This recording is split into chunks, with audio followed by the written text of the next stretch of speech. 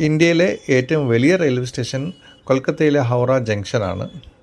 രണ്ടാമത്തത് ഞാൻ മനസ്സിലാക്കുന്നത് മുംബൈയുടെ CST റെയിൽവേ സ്റ്റേഷനാണ്. ഇത് CST റെയിൽവേ സ്റ്റേഷൻ്റെ മുമ്പിലുള്ള ബസ് സ്റ്റാൻഡാണ് നമ്മളിപ്പോൾ കണ്ടുകൊണ്ടിരിക്കുന്നത്. വളരെ ചെറിയ ബസ് സ്റ്റാൻഡാണ്. മുംബൈ സിറ്റിക്കകത്താണ് ഈ ഒരു ബസ് സ്റ്റാൻഡ് ആണെങ്കിലും അത്ര വലിയ ക്രൗഡ് ഉണ്ടാവാറില്ല. മുംബൈയിൽ ഏറ്റവും കൂടുതൽ യാത്രാ സംവിധാനം ചെയ്തിരിക്കുന്നത് ഈ ഒരു ഇലക്ട്രിക് ട്രെയിനിലാണ്. നല്ല മനോഹരമായ റെയിൽവേ സ്റ്റേഷനാണ്.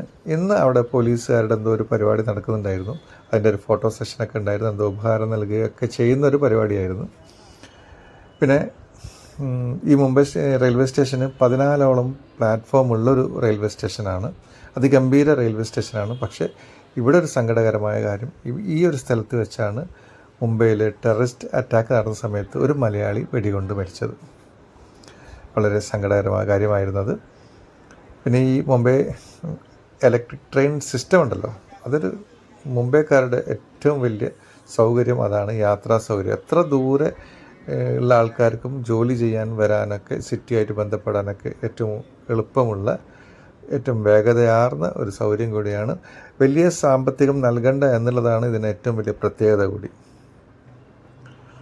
നമ്മൾ നേരെ പോകുന്നത് പൻവേൽ റെയിൽവേ സ്റ്റേഷനിലേക്കാണ് ഈ ട്രെയിൻ നേരെ പോകുന്നത്.